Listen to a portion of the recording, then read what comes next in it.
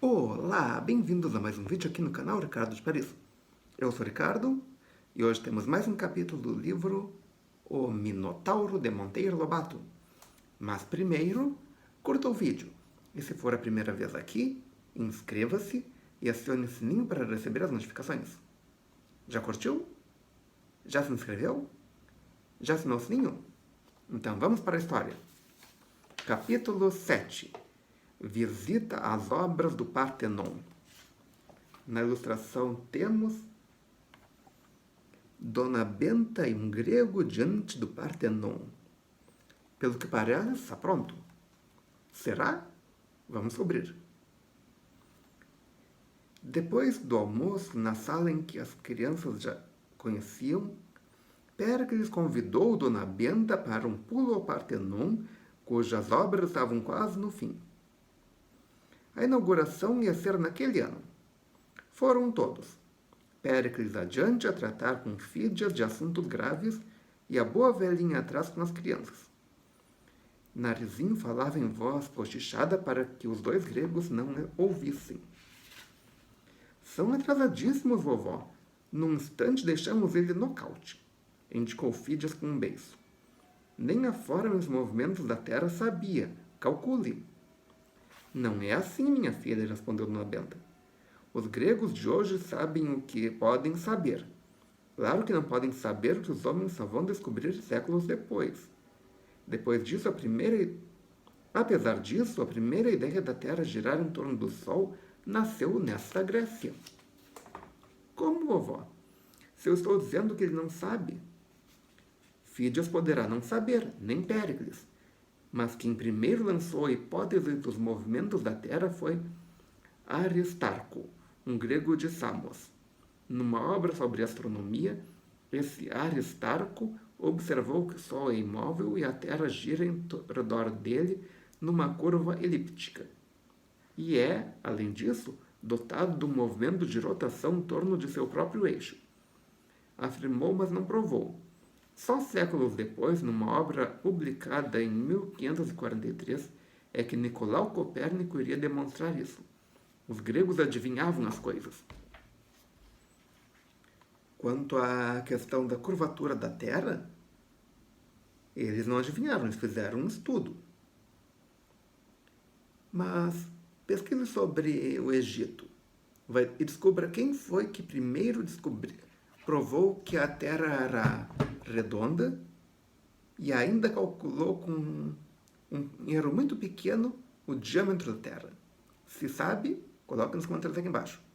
Se não me falha a memória, isso apareceu num vídeo antigo. Você lembra onde apareceu?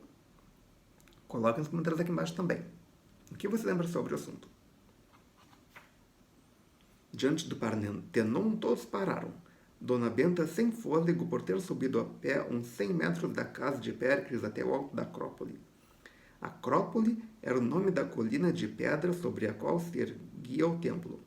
2 homens lá estavam aguardando Péricles, o qual, voltando-se para Dona Benta, disse: Permita-me que apresente Lectinos e Calícrates, os arquitetos do monumento. Fídias é o superintendente geral. Graças aos 3, Atenas pode orgulhar-se desse primor de harmonia e graça que pretendemos inaugurar este ano. Veja, observe o equilíbrio do conjunto. Não há a menor dissonância em suas linhas. Dona Benta ergueu os olhos e viu. Viu o que nenhuma criatura moderna jamais viu. Viu o Partenon fresquinho ainda, com andames internos, cisco e lascas de mármore pelo chão. Viu e extasiou-se, porque era uma senhora de apurada educação artística. Belo realmente, murmurou depois de alguns instantes de contemplação. Um Partenon que eu conhecia em desenhos, isto é, as ruínas do Partenon que chegaram ao meu tempo mal deixam entrever o que isto na realidade é. Belo, belo, sim. Enquanto a boa velhinha abria a boca, Ictinos, Calícrates e Péricles afastavam-se e penetravam no templo, a discutirem pormenores do assentamento da estátua da deusa Palas, Atenas. Fídias ficou de prosa com o visitante. O futuro, diz Dona Benta, vai considerar estes mármores a maior obra-prima de todos os tempos e os séculos venerarão o nome dos seus criadores. A própria fama de Péricles caberá em boa parte à circunstância de ter sido promotor desta obra. Fídias, que não sabia que o Partenon fosse tão importante assim, ficou admirado daquelas palavras e começou a falar da oposição de muitos atenienses. Apesar do que a senhora diz, quanta luta para chegar a este ponto! O povo é incontentável.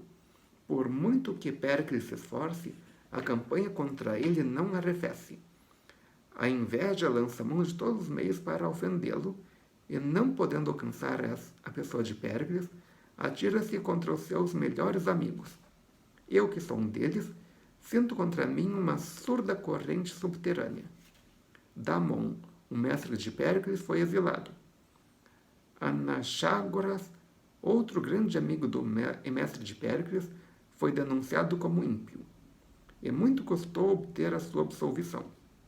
Mesmo assim, a luta prosseguiu até forçá-lo a sair de Atenas. Anaxágoras, sim, murmurou Dona Benta, recordando-se das profundas ideias deste filósofo sobre o universo. Fídias prosseguiu. Há ainda o eterno caso de Aspásia. Como a senhora talvez saiba, Péricles divorciou-se da primeira mulher e muito teve de lutar para o segundo casamento. O amor ligou a Aspásia desde o primeiro dia, mas as leis de Atenas opunham-se a que um ateniense se casasse com uma miletiana, e Aspásia era de Mileto. Por fim, os obstáculos foram removidos e o casamento se fez, mas a mesquinharia de seus inimigos não dorme. O implacável Aristófanes persegue-lhe a esposa com infâmias e ironias em suas comédias. Chegaram até ao ponto de conduzirem Aspásia aos tribunais sob acusação de impiedade. Isso deu um trabalhão a Péricles, que teve de defendê-la pessoalmente com todas as forças de seu gênio e de seu coração. Neste dia até chorou, e foram essas lágrimas que a salvaram. As crianças haviam penetrado no templo, onde remexiam tudo. Emília botava no bolso pedacinhos de mármore destinados ao seu célebre museu, dando com uma escada tosca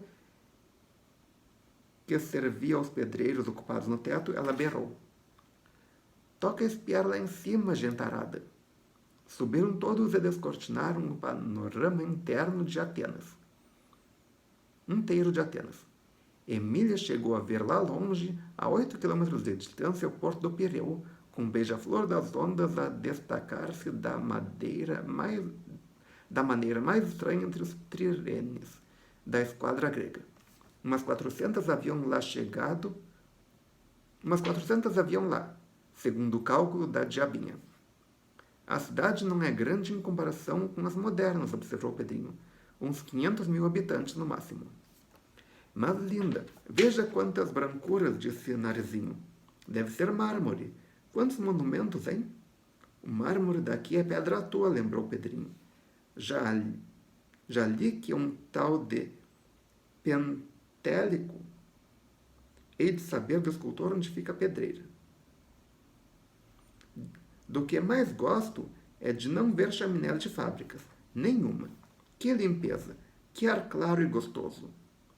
Péricles, que voltara sozinho do interior do templo, começou a explicar a Dona Benta as alegorias do frontão oriental.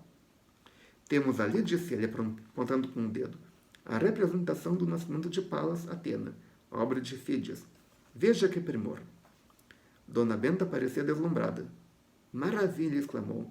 Que dó não ter tal obra chegado aos tempos modernos. Estou notando uma coisa.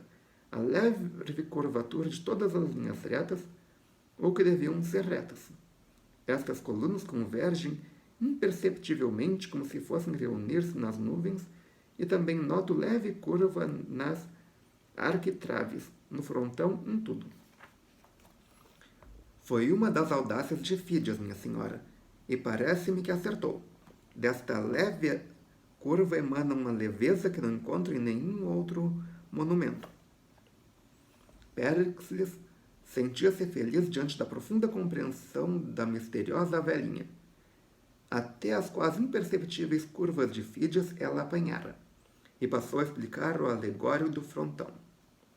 Fídias transpôs para o mármore uns versos de Homero que todos os atenienses sabiam de cor, disse ele, e recitou: Começo cantando Palas Atena, a deusa augusta, fértil em sábios conselhos, nobilíssima virgem de coração inflexível, guardiã das cidades, a forte diva que o prudente Zeus fez brotar de sua cabeça, toda revestida de cintilantes armas de ouro. Ao verem-na surgir, brandindo a lança aguda, os imortais pasmaram. O Olimpo estremeceu diante de sua força. A terra soltou grandes gritos. Os mares tumultuavam as ondas, e o filho de Hipérion susteve as rédeas de seus fogosos corcéis até que Palas Atena depusesse as armas. Zeus irradiava de orgulho. Eis, minha senhora, os versos que Fídias pôs no mármore. Dona Benta absorvia-se nas esculturas. Sim, vejo ali os corcéis do carro do sol estacados pelo empuxão das rédeas. E vejo a radiância de Zeus. E vejo Palas Atena, sua filha cerebral, depondo as armas para o sossego da terra. Péricles explicava. Quando o sol se ergue cada manhã, seus primeiros raios batem nesse frontão. A cabeça dos cavalos estremece e como que eles anunciam com relíquios o nascer do dia. O titã que os conduz retesa-se no puxão das brídeas. Quanta beleza nesses mármores! Dona Benta parecia transfigurada, emudecera. E ali naquele ângulo, continuou Péricles, note como os corcéis da noite surgem suavemente do velhíssimo oceano. O grande Teseu o sustém. Dona Benta volveu os olhos para o ponto indicado. Péricles continuou. E temos ali Deméter e Perséfone, sua inseparável filha. Note a graça com que Perséfone se apoia ao ombro materno. Ao lado está a inquieta e violenta Íris, que anunciou ao mundo o nascimento de Atena. E há ainda aquela Vitória alada. E há o grupo das 3 parcas, que acha uma extraordinária manifestação do gênio de Fídias. Sim, murmurou Dona Benta. Vejo ali as 3 parcas. Cloto, a fiandeira de vidas. Láquesis, a cortadeira do fio da vida. Artropos, a implacável medidora do comprimento dos fios. Péricles não deixou de admirar-se do conhecimento da visitante. Elas representam Moira, o destino, disse ele. Estão sentadas e severamente vestidas. A mais moça reclina-se sobre os joelhos da irmã, e é a sorrir que corta o fio da vida dos mortais. Realmente, murmurou velhinha, Fídias deu ao grande mito das 3 parcas a melhor das representações. E como as figuras de mármore alvíssimo se destacam sobre o fundo vermelho? Nós, lá no mundo moderno, sempre imaginamos a escultura grega uniformemente branca. Mas aqui observe um sábio uso das cores. Já notei na frisa que as métopes são vermelhas e os tríglifos são azuis. Depois de bem examinarem aquele frontão, passaram-se para o lado oposto, onde se via a luta entre Poseidon e Palas Atena, um propósito da Ática. Num irresistível ímpeto de dominação, Palas Atena estarecia com a sua presença os cavalos de Poseidon, o deus dos oceanos. Atrás de Atenas figuravam as Cecrópidas, a Aglaura e Herse, e também o Ilisos, um dos rios que passam por Atenas. E atrás de Poseidon figuravam Tétis, a deusa do mar, Anfitrite, esposa de Poseidon, e a formosa Latona com suas filhas, Artemis e Afrodite. Dona Benta notou que o tridente de Poseidon e o escudo de Atena eram de metal. Bronze? Perguntou. Sim, respondeu Péricles. O bronze é o melhor companheiro do mármore nas esculturas. Foi Alcâmenes o autor desse frontão. Considero o melhor discípulo de Fídias. Não há dúvida que são dois gênios, disse Dona Benta. A posteridade os consagrará, sobretudo ao último. A situação de Fídia na história das artes vai ser a de primus inter pares, e o seu nome será mais popular citado no futuro do que é hoje. Péricles sorriu com amargor. Hoje, minha senhora, pobre Fídias é atacado e difamado, sobretudo por causa da amizade que nos une. Algumas de suas ousadias estéticas me causam apreensão. No escudo da estátua de Atenas, que iremos ver, ele representou-se a si próprio e a mim em duas figuras centrais. Muito receio que o bom povo de Atenas se aproveite disso para uma nova acusação de impiedade. Dona Benta sabia que ia ser assim, e que por causa daquela inocente bobagemzinha, o maior escultor grego morreria na prisão, mas calou-se. Não teve ânimo de o dizer a Péricles.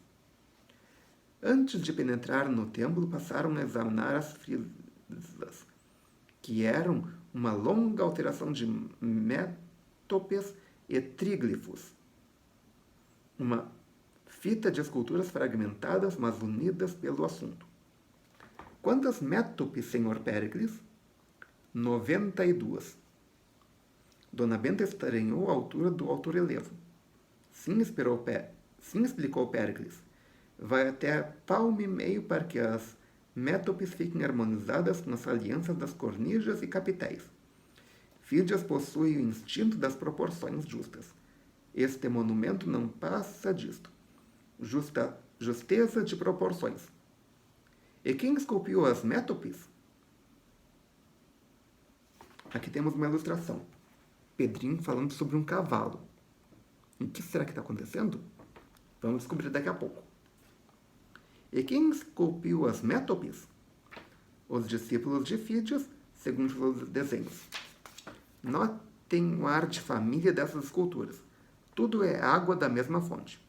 Aqui temos o começo da procissão das Panateneias. Dona Benta regalou os olhos. Oh, a grande festa da deusa Atena. Sei. Não havia o que a diaba não soubesse. É a mais imponente das nossas festas. E se a senhora permanecer alguns dias em Atenas, poderá assistir a uma. Está a chegar. Panateneia, a cerimônia em que os atenienses mudam o péplo da padroeira, lembrou Dona Benta. Isso mesmo, mas note com que finura, com que equilíbrio os nossos escultores representaram a procissão do péplo. A cena começa aqui e vai se desdobrando até o fim.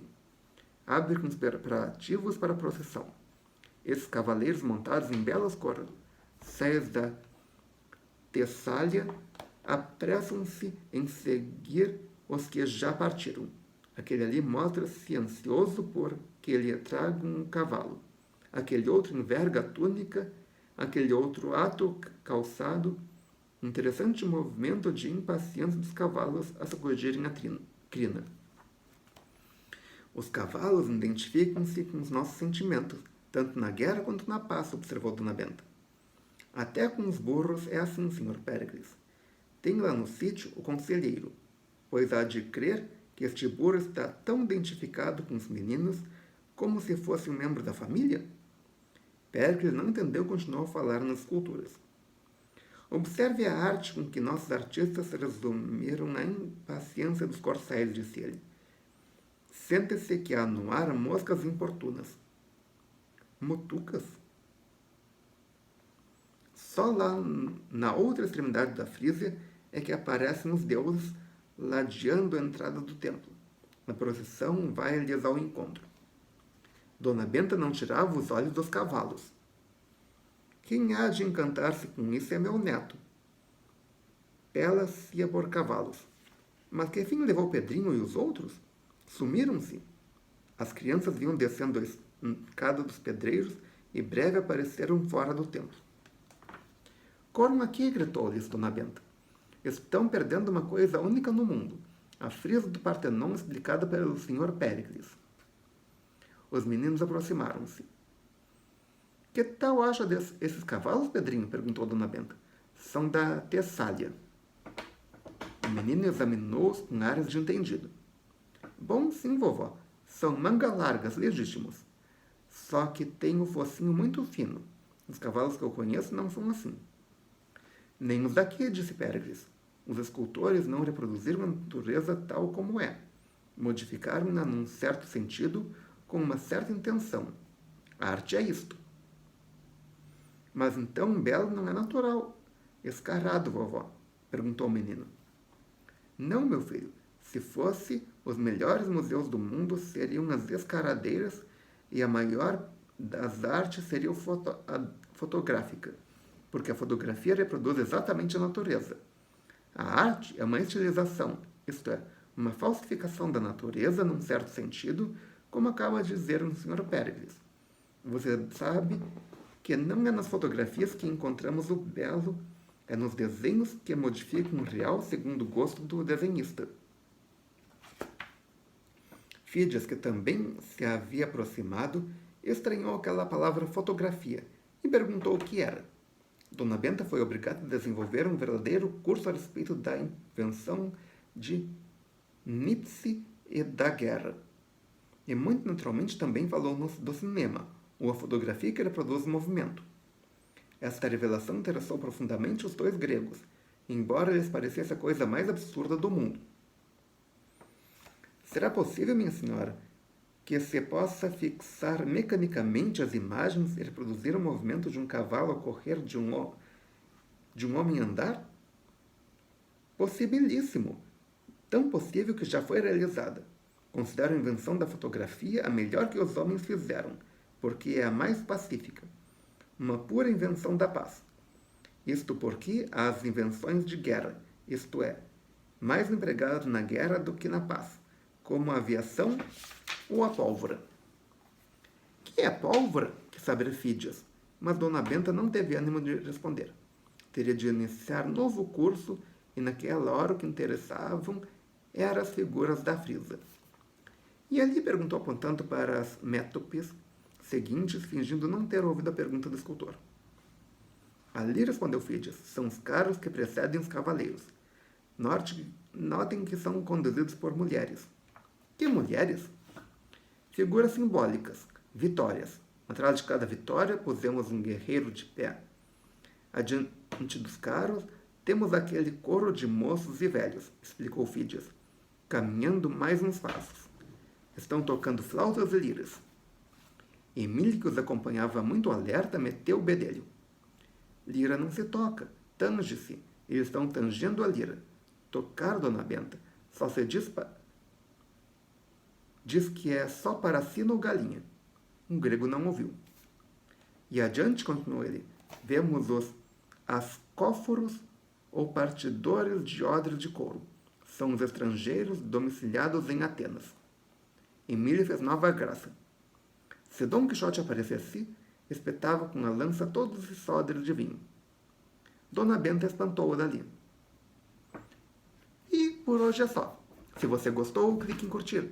Adicione esse vídeo aos seus favoritos, compartilhe com seus amigos, traga um novo inscrito para o canal. Ok? Obrigado pela presença. Obrigado pela audiência. Até amanhã com mais um vídeo e melhor possível.